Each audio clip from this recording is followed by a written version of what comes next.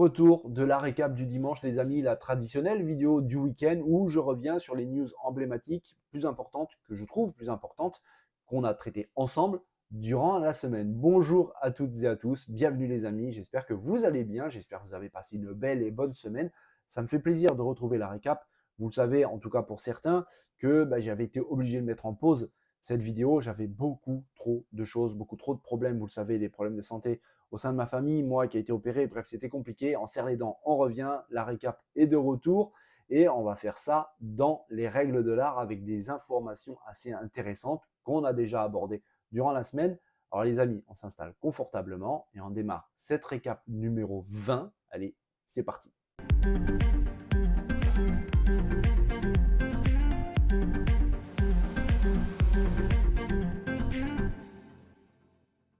Pour démarrer donc le retour de la récap du dimanche, on va revenir sur une news concernant un jeu Ubisoft. Alors Ubisoft a connu des difficultés par le passé, même assez récemment. D'ailleurs, ils ne sont pas tirés d'affaire sur un titre en particulier, mais dans l'absolu, ça commence à aller mieux pour l'éditeur français. Franchement, tant mieux. Il y a Assassin's Creed Mirage qui arrive, qui semble véritablement bon, voire même très très bon.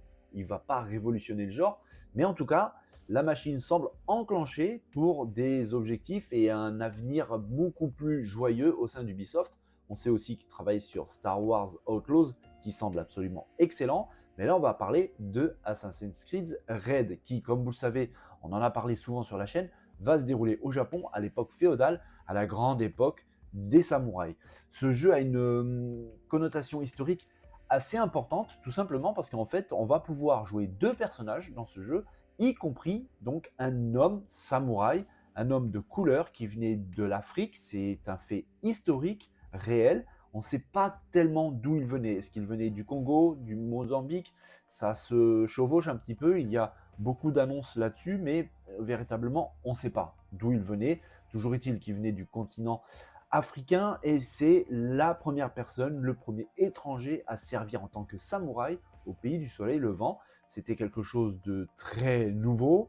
Il était porteur d'armes, il était samouraï pour un clan, pour un shogun, pour une personne même importante au sein du Japon, qui avait une vision très moderne pour l'époque concernant les questions sociales, les questions politiques, les relations entre les hommes, les femmes, et aussi donc au sujet de la guerre. Il avait pris sous son aile cette personne qui s'appelait Yasuke, son nom japonais, avec d'autres surnoms, par exemple Kuro-san. Il faut savoir que Kuro au Japon, ça veut dire noir, donc c'était tout à fait logique. C'était une personne appréciée au Japon qui a servi pendant de nombreuses années. Il a participé à de grandes batailles. C'était quelqu'un d'assez impressionnant. Les Japonais, on le sait, c'est pas des personnes très très grandes. Et à l'époque, la taille moyenne d'un Japonais était autour des 1m55 à peu près. Eh bien, Yasuke faisait 1m88. Donc vous imaginez un petit peu la prestance, la taille, la force de cette personne dans les batailles. Ça pouvait être un atout non négligeable. Et dans ce Assassin's Creed Red, je vous ai dit qu'on va pouvoir jouer deux personnages. Donc il y a bien sûr ce samouraï d'originaire d'Afrique, Yasuke, mais on va pouvoir, là attention, hein, c'est des images de Mirage que je vous diffuse à l'écran pour illustrer un petit peu cet article, cette news concernant Assassin's Creed. Le deuxième personnage donc de Red sera normalement, si tout est exact, une femme ninja, qui au Japon ne sont pas appelés des ninjas, mais des kunoichi. Donc on verra un petit peu, mais une chose est sûre, ça va apporter des mécaniques de gameplay très intéressants, des styles de jeu très intéressants, parce que vous pourrez donc prendre place avec une femme ninja, kunoichi, qui, on le sait, les ninjas sont très discrets, jouent beaucoup sur la discrétion, sur la furtivité. Une femme a légèrement moins de force, voire beaucoup moins de force qu'un homme, donc ça va inclure des mécaniques de gameplay très très différents. Et de l'autre côté, on pourra donc prendre le relais avec Yasuke, un samouraï en plus avec une grande taille, une grande force, qui pourra donc permettre un jeu un peu plus entre guillemets bourrin, un peu plus rentre-dedans. Donc on verra vraiment, mais je pense que ça va donner une connotation au niveau du gameplay assez intéressante. À noter aussi, ça a été révélé et presque confirmé, c'est que dans cette Assassin's Creed Red, on aura la possibilité de détruire énormément de choses dans le décor, des portes, des fenêtres, des murs, plein d'objets. Il y aura beaucoup de choses destructibles, un petit peu de la même manière que le FPS un petit peu référence dans cette manière de destruction, je veux parler de Battlefield. Alors, ça ne sera peut-être pas aussi poussé parce que Battlefield va très très loin avec son moteur Frostbite au niveau de la destruction des éléments du décor, mais n'empêche que ça va apporter aussi une belle nouveauté, cette destruction au sein de Assassin's Creed. Ça va permettre aussi, pourquoi pas en plus de ça, de travailler son gameplay avec donc ce personnage de Yasuke, pardon, qui a donc une force assez impressionnante, assez importante, et donc cette possibilité de détruire certaines portes, certaines fenêtres, certains murs, certains objets, je pense, va rendre un petit peu le gameplay assez intéressant. Je ne sais pas si ça va vraiment révolutionner les Assassin's Creed, mais en tout cas, ça va apporter, je pense, de la fraîcheur pour cet épisode qui, pour l'instant, on ne sait pas quand est-ce que ça va sortir. Il y en a beaucoup qui parlent de l'année 2024. D'ailleurs, Jeff Grubb, non, Tom Anderson, l'autre insider, avait déclaré que le jeu était déjà parfaitement jouable et qu'il risquait très fortement d'être présenté bientôt, normalement en début de l'année 2024. Donc on attend ça avec impatience. Alors, on était à l'instant au Japon féodal, et bien vous savez quoi, on va rester au Japon, mais pas vraiment féodal, le Japon actuel. On va faire un petit tour chez Nintendo, acteur emblématique du jeu vidéo actuel, et on va dire même historique. Ça parle beaucoup autour de Nintendo actuellement. On a eu un Nintendo Direct très récemment, franchement très intéressant, avec beaucoup de choses très intéressantes. Il y a eu même un petit peu avant un Nintendo Direct centré sur Super Mario Bros. Wonder, qui s'annonce vraiment fabuleux, absolument magnifique d'ailleurs, que ce soit au niveau de la technique, c'est très très joli, mais Nintendo ne fait pas parler de lui que par les jeux. Et oui, vous voyez où je veux en venir, on va parler de la future machine de Nintendo, la possible, pour l'instant on ne sait pas son nom, Nintendo Switch 2.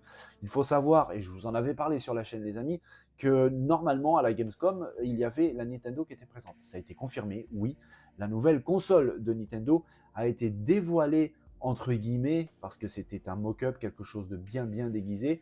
En tout cas, c'était dévoilé pour certaines personnes triées sur le volet par Nintendo, en catimini, en cachette, pour leur montrer tout simplement les possibilités techniques de la machine. Par exemple, certains développeurs et notamment des journalistes d'Eurogamer qui étaient sur place. Et franchement, ils ont été très impressionnés par les capacités de la machine. Ils ont pu, par exemple, voir Zelda Breath of the Wild tourner dessus en 4K, 60 fps, sans aucun temps de chargement. C'était plutôt impressionnant. Et autre chose encore plus impressionnante, il y avait la démo, très célèbre démo de Matrix Hawkins, cette démo vraiment impressionnante de Epic Games qui avait montré donc les possibilités de son moteur Unreal Engine 5 au moment de sa sortie. Grâce à cette démo, eh bien, elle tournait parfaitement bien sur la prochaine console de Nintendo et même elle était au niveau de la PS5, voire même un petit peu mieux sur certains points. De là à imaginer, à dire que la prochaine console de Nintendo serait au moins aussi puissante qu'une PS5, je ne vais pas m'enflammer, on ne va pas partir sur ce délire-là, parce qu'il y a beaucoup de paramètres autres qu'une simple démo qui rentrent en jeu pour pouvoir vraiment euh, dire une chose pareille.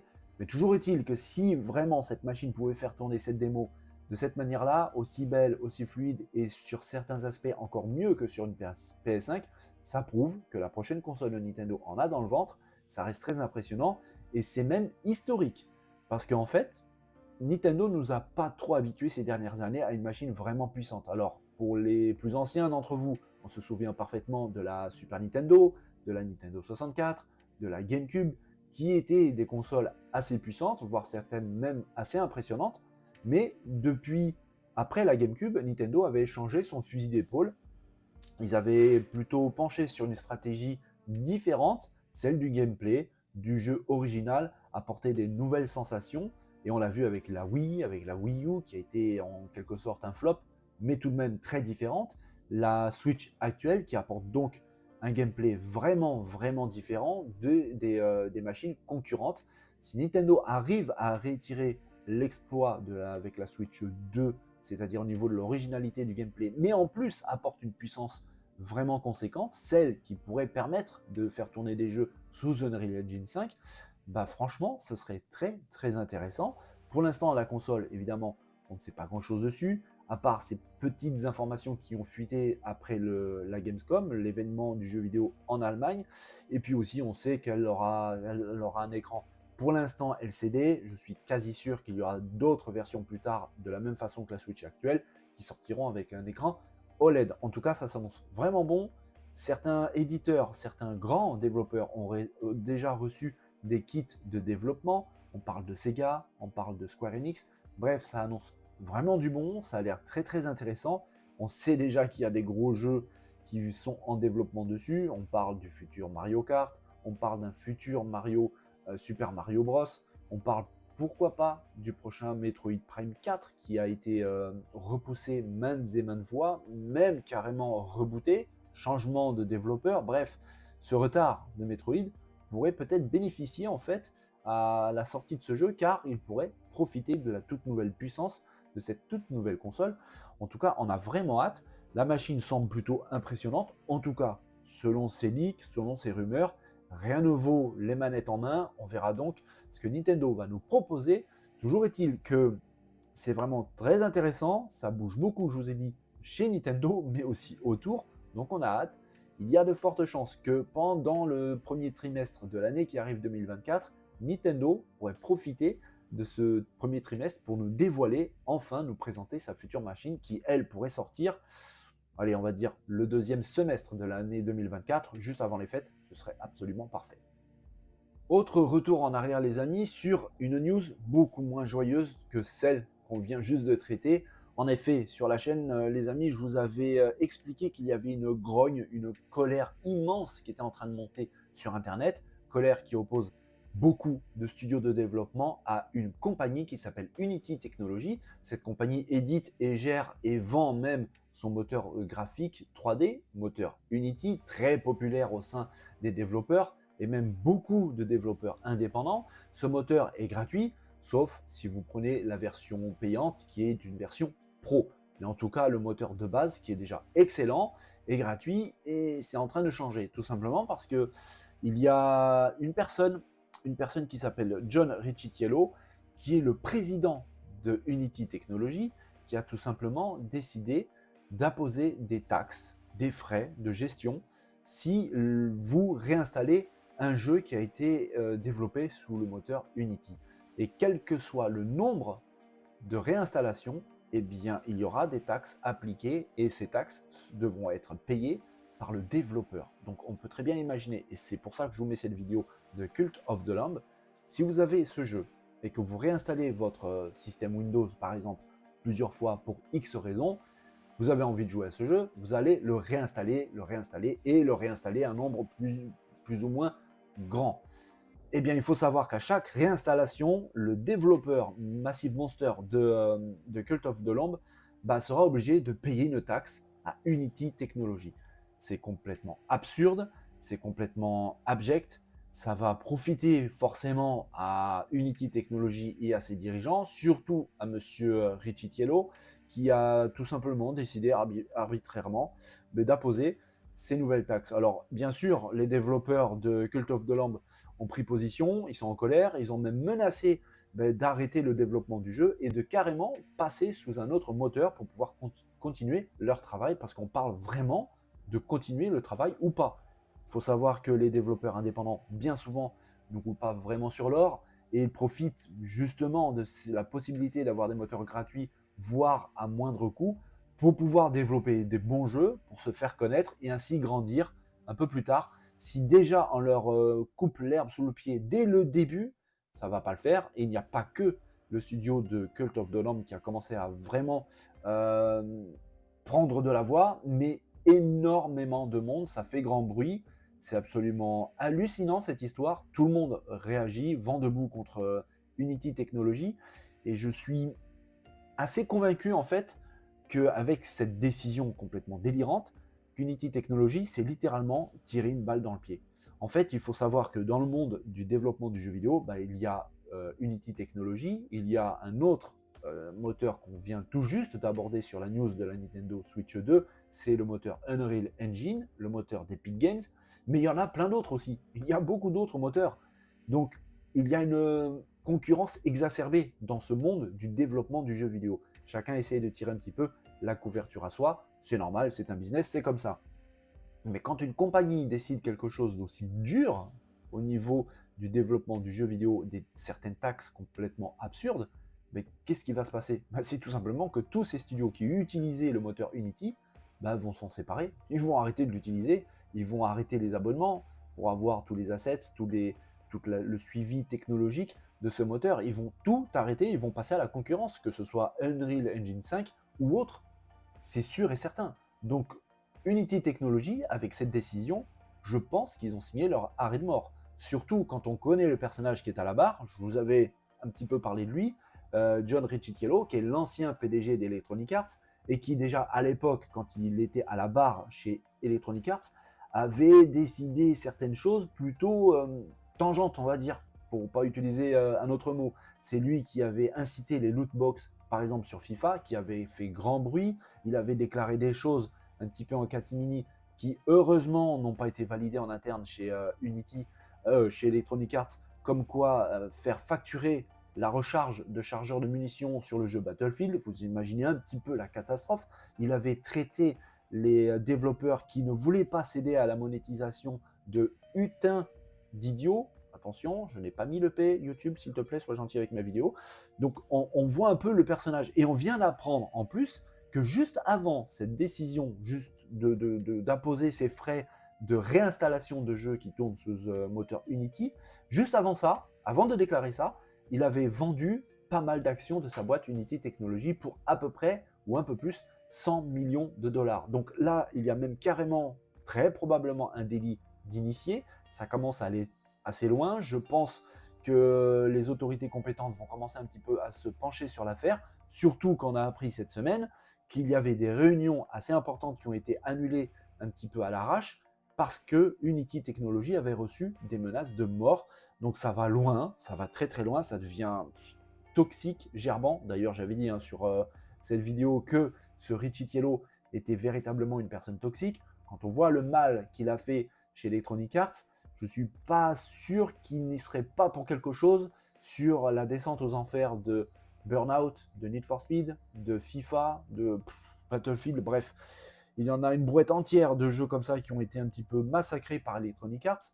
Et ce personnage, je pense, n'est pas étranger à l'affaire.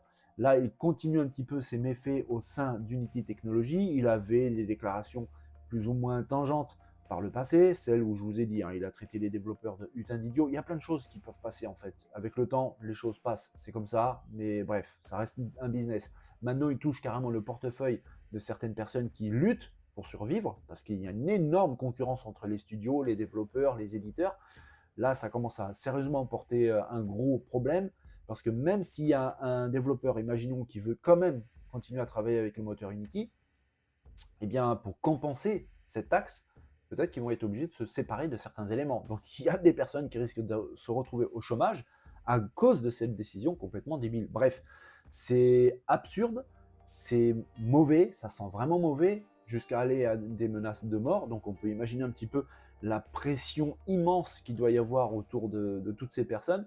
J'espère vraiment que ça va s'arrêter, que ça va se calmer, et la meilleure façon que ça s'arrête, ce serait qu'Unity abandonne complètement cette décision, et je pense que dans quelques jours, on aura du nouveau, du développement concernant cette affaire.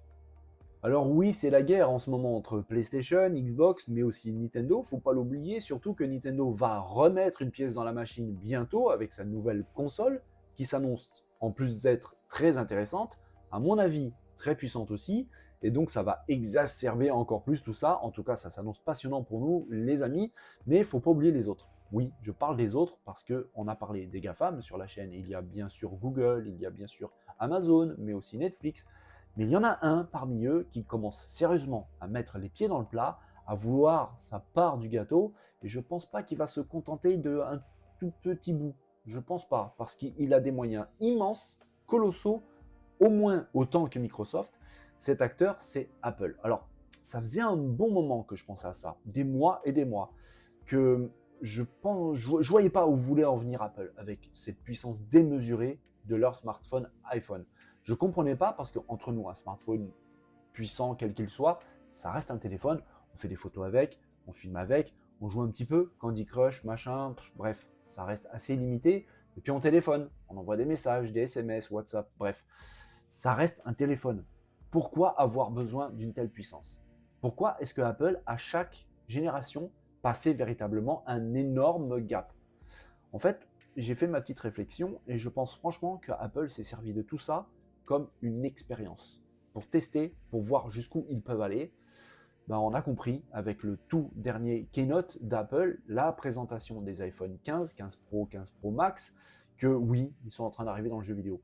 Ça a commencé déjà il y a un petit moment, hein, pendant la WWDC, où Apple avait présenté son tout nouveau casque de réalité mixte, le Vision Pro, qui va permettre des choses très intéressantes. Le casque, en tout cas dans les vidéos, de la manière que ça a été présenté, a l'air véritablement très impressionnant. Et en plus de ça, Apple avait mis un accent assez fort sur le gaming, mais sans trop en dire. Eh bien, le reste, ils l'ont dit maintenant. Cette dernière keynote, Apple a présenté donc les nouvelles iPhone 15 avec le tout nouveau processeur ultra puissant qui permet la gestion du ray tracing matériel et non logiciel. Et il faut savoir qu'il y a une différence énorme car le ray tracing géré matériellement est au minimum 4 fois plus performant, plus rapide que si c'était de manière logicielle. Et si un processeur est capable de gérer le ray tracing in-game, ça veut dire que c'est un processeur relativement puissant. J'ai vraiment hâte de voir plus. Et en fait, il ne va pas falloir attendre très longtemps. Pourquoi je vous montre cette vidéo de Resident Evil 4 ? Tout simplement parce que ce jeu va sortir sur iPhone 15 à la fin de cette année ou pour début 2024. Il ne sera pas le seul. Il y a aussi Assassin's Creed Mirage qui va aussi arriver sur les iPhones. Il y aura aussi Death Stranding qui va arriver. On sait que c'était un jeu relativement gourmand. Apple se lance donc vraiment et de front dans le jeu vidéo avec des téléphones qui deviennent véritablement de petites consoles portables et c'est un atout majeur parce que je vous l'ai dit tout à l'heure, les smartphones, ça peut servir à téléphoner, prendre des photos, envoyer des messages, discuter, bref, beaucoup de choses. Si maintenant, ils peuvent aussi servir à jouer à des jeux presque équivalents à ce qu'on trouve sur nos consoles actuelles, parce qu'il ne faut pas oublier que le ray tracing, on l'a sur les PC actuels, avec des cartes graphiques qui coûtent quand même un bras. Les consoles d'aujourd'hui, parfois, ont du mal à gérer le ray tracing in-game. Des fois même, ça fait pas mal de polémiques sur certains jeux, on se souvient. Maintenant, si les iPhones peuvent le gérer nativement, on parle de jeux AAA tout de même, c'est pas n'importe quoi. Donc j'ai vraiment hâte de voir ce qu'il en est. Et en plus, avec le casque Vision Pro. Parce que en fait, le but de Apple, c'est d'aller jusque-là. On voit que Sony galère un petit peu avec le PSVR 2. Le casque est vraiment bon. Techniquement parlant, c'est vraiment très très bon, c'est maîtrisé. Le problème, c'est qu'il n'y a pas beaucoup de jeux. En fait, les vrais gros jeux impressionnants se comptent sur les doigts d'une main seulement. Et encore, heureusement que Capcom participe à sortir des jeux sur le PSVR 2. Si Capcom n'était pas là, ce serait une véritable catastrophe. Maintenant, on voit qu'il y a de bons jeux, des AAA, Resident Evil, Death Stranding et autres qui arrivent sur iPhone. C'est très malin de la part d'Apple. Parce que Apple, tout simplement, ils ont une base de fans juste impressionnante. À chaque fois qu'ils sortent un iPhone, qu'il soit énormément ressemblant à la génération précédente ou pas, ils en vendent par palette entière. C'est des cargos énormes qui débarquent avec des iPhones qui partent. Si maintenant Apple se lance dans le gaming, j'ai du souci à me faire pour les autres, pour Nintendo, pour Sony. Alors certes, ils ont un savoir-faire au niveau du jeu vidéo qui est immense. Nintendo est un acteur historique, c'est même pas majeur, c'est carrément historique du jeu vidéo. Microsoft commence franchement à maîtriser la chose. Sony, on n'en parle même pas, ils ont détrôné Sega à l'époque, donc ils maîtrisent aussi le jeu vidéo, ils ont des partenariats partout, il y a des studios de développement partout, ils ont vraiment des capacités immenses en termes de production de bons jeux. Mais Apple est ultra puissant. Si Apple se décide vraiment à mettre les pieds dans le plat, et c'est très clairement ce qu'ils sont en train de faire, ça risque de piquer vraiment pour certains. Parce que comme je vous ai dit, Apple a une base de fans immense, des smartphones qui se vendent par millions chaque année. Il ne faut pas oublier les iPads. Les processeurs actuels dans le nouvel iPhone 15 vont fatalement, tôt ou tard, se retrouver sur les iPads. Donc vous imaginez un petit peu le parc de consoles, entre guillemets, que Apple va pouvoir avoir autour de la planète. Quand on est un constructeur qui vend énormément de matériel, ça attire forcément les développeurs, c'est clair et net. Il ne va pas falloir négocier longtemps pour pouvoir faire sortir des jeux AAA sur le futur iPhone parce qu'il va se vendre comme jamais. Et en plus de ça, la bestiole est parfaitement, apparemment d'après Apple, capable de gérer ce genre de jeu AAA. Donc j'ai vraiment hâte, mais ouais, j'ai l'impression, les amis, que les jeux style Candy Crush, Saga et compagnie, ce genre de petits jeux mignons, ben, on arrive forcément, mais doucement, mais sûrement, c'est ça ce que je voulais dire, bah, vers un autre type de jeu beaucoup plus sérieux. On l'a vu avec cette vidéo d'Assassin's Creed Mirage, Death Stranding, Resident Evil, ça commence à être sérieux. On va voir un petit peu comment la concurrence va réagir, parce qu'au tout début de cette news, hein, je vous ai parlé d'Amazon, de Netflix. On sait que Netflix est en train de racheter des studios et déjà en train de produire, développer des jeux pour le futur du gaming chez le fournisseur de streaming. On sait qu'Amazon commence sérieusement à travailler dessus aussi. On ne sait pas ce que va faire Google, mais c'est clair et net qu'ils ne vont pas rester les bras croisés, hein, ça c'est sûr et certain.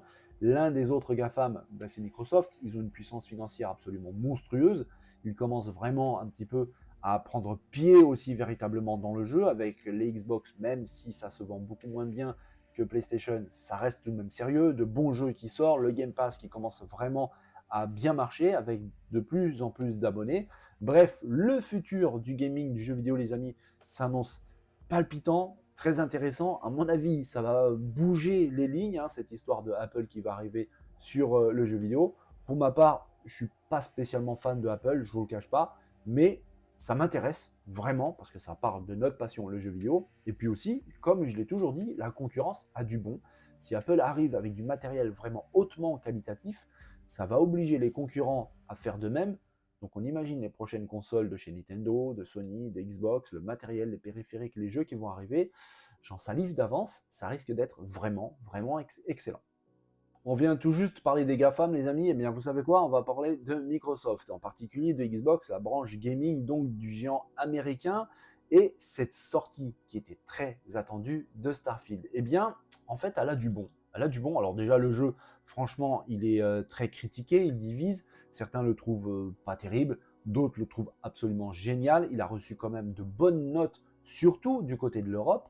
Il faut savoir que sur Metacritic, bah, c'est pas très très bon. Maintenant, on va pas se mentir les amis, sur Metacritic, il y a énormément de haters, il y a des personnes totalement débiles qui ont même créé des comptes sur Metacritic exprès pour descendre le jeu auquel ils ne jouent pas. Ce sont juste des haters, ce sont des fans PlayStation ou autres, ils sont dégoûtés de ne pas avoir le jeu sur leur console, donc ils ont décidé de descendre le jeu en flèche. Je vous l'ai dit, le meilleur moyen de savoir, ben, c'est de le tester. Moi, je suis en train de le faire doucement parce que vous voyez à la vidéo avec ma main, c'est franchement pas facile. Même si c'est Starfield, c'est beaucoup moins nerveux qu'un Call of Duty par exemple. Mais tout de même, les séances sont plutôt courtes parce que les douleurs arrivent assez vite. Mais le jeu, je le trouve plutôt bien. Franchement, il est passionnant, il est immense, il a énormément de choses à voir. C'est même limite trop, c'est absolument incroyable. Et le futur de ce jeu, ça s'annonce plutôt pas mal parce qu'on avait abordé le sujet ensemble sur la chaîne très régulièrement. Starfield, enfin Bethesda, a fait tout ce qu'il faut pour que le jeu soit ouvert en modeur, lesquels sont déjà au boulot. Donc à mon avis, on ne va pas attendre très très longtemps pour avoir du contenu dingue sur ce jeu. Et le jeu donc booste véritablement les consoles Xbox. Il faut savoir que ne serait-ce qu'au Royaume-Uni, les ventes de consoles ont fait un bond de 76%. Alors sur le papier, c'est absolument énorme, et c'est le cas, 76% de consoles en plus, c'est vraiment pas mal du tout. Je pense que chez Microsoft, ils doivent être plutôt contents de cette nouvelle. Maintenant, il faut tout de même relativiser. On se souvient, il y a vraiment pas longtemps, c'était même cet été, où il y avait des annonces un petit peu en demi-teinte concernant le vente de consoles, justement, chez le géant américain Microsoft Xbox, avec une baisse d'à peu près 20%. Donc quand on met les deux en relation, au final, cette hausse de 76%, elle n'est peut-être pas si importante que ça. Mais tout de même, ça reste une bonne nouvelle pour Xbox. Ça prouve que le jeu plaît, ça prouve que le jeu suscite de l'intérêt, pardon. Et donc, bah, les gens foncent vers le géant américain, achètent des séries X, des séries S, pour pouvoir profiter de ce titre, ou en tout cas l'essayer. C'est une bonne nouvelle donc pour le géant américain qui doit faire face à quelques petites difficultés concernant les ventes de consoles seulement, parce que pour les Game Pass, ça va quand même un petit peu mieux. Et même si la concurrence est en train d'exploser tous les records, la Sony est en train d'exploser les records avec la PS5, Nintendo aussi avec la Switch, bah, ça fait quand même du bien de savoir qu'il y a des ventes supplémentaires pour console Xbox, mais tout de même à relativiser les 76%, quand on les met en relation avec la baisse assez importante d'à peu près 20% d'il y a seulement un mois ou deux en arrière, au final, cette hausse n'est pas aussi importante que ça, mais elle est tout de même là. Et ça fait du bien pour Microsoft et puis aussi pour les fans tout simplement, parce que je le dis toujours et je le répéterai toujours, la concurrence a du bon, ça oblige les uns et les autres à forcer leur talent et nous, on en profite. Dernière récap pour cette vidéo du dimanche les amis, avec une news très intéressante. Bon, c'est presque une rumeur, mais c'est presque une confirmation quand même, concernant un jeu très attendu par pas mal de monde, un jeu qui se fait attendre, j'ai nommé Silent Hill 2. Le futur méga hit, à n'en pas douter, de Konami poursuit son développement. Il poursuit aussi une belle façon un petit peu d'énerver un peu les fans, en tout cas de faire monter la hype. Il faut savoir que le jeu est en développement depuis un moment et on attend beaucoup de nouvelles qui ne viennent pas. Sauf que très récemment, sur la page Steam du jeu, sur la fiche descriptive de Silent Hill 2, on a une jolie et belle banderole juste en haut de la fiche du jeu, banderole qui mentionne le Tokyo Game Show qui va commencer bientôt, le 21 septembre prochain. Avec donc cette banderole, on commence à se poser les questions. Est-ce que véritablement le jeu sera une fois de plus dévoilé pendant l'événement japonais? Est-ce que Konami va en profiter pour dévoiler la date définitive de sortie? On ne sait pas et franchement, on se demandait est-ce que c'est pas plutôt une pub pour le Tokyo Game Show sur Steam? Eh bien, il semblerait que non, parce qu'on peut se balader sur d'autres fiches de jeu, même d'autres fiches de jeu de Konami, il n'y a pas cette banderole. Elle n'est présente que sur la page descriptive de Silent Hill 2. Alors, est-ce que c'est quelque chose pour hyper, il n'y aura rien derrière, ou est-ce que c'est un petit message caché? Toujours est-il que les fans ont découvert ça, et la hype est montée autour de ce titre qui se fait vraiment attendre, mais à mon avis, on va surveiller. Dès le 21 septembre prochain, le Tokyo Game Show, un événement majeur de la fête du jeu vidéo, et on en saura, à mon avis, vraiment plus. Konami risque de présenter quelque chose de très intéressant pendant l'événement japonais. Autre news, parce que oui, pour terminer cette récap, il y a en fait deux news. Celle-ci était relativement importante et intéressante sur Silent Hill 2, et on a une autre. On a vu pendant le State of Play de Sony de fabuleuses images, moi j'ai trouvé ça vraiment très bien, de Final Fantasy VII Rebirth, qui s'annonce franchement très très bon. Le jeu est développé sous Unreal Engine 5 et il a véritablement sa patte à lui, une patte Final Fantasy entre guillemets, une patte Square Enix. En tout cas, c'est sublime, c'est vraiment bon et ça annonce de l'excellent pour cet épisode. Eh bien, on a appris aussi que ce jeu Final Fantasy VII Rebirth ne sera pas une exclue définitive PS5. C'est une exclue temporaire et une exclue temporaire qui se termine relativement vite. En fait, le jeu a été donc représenté pendant ce State of Play par Sony avec quelque chose de très intéressant, mais c'est sa date. Oui, Square Enix a officialisé la sortie de Final Fantasy VII Rebirth au 29 février prochain, le 29 février 2024, et on a appris donc que sa disponibilité probable pour les autres machines pourrait commencer dès le 29 mai parce que son exclu temporaire se termine le 29 mai 2024. Alors de là, imaginez que dès le lendemain ou le surlendemain, le jeu va débouler sur les autres machines.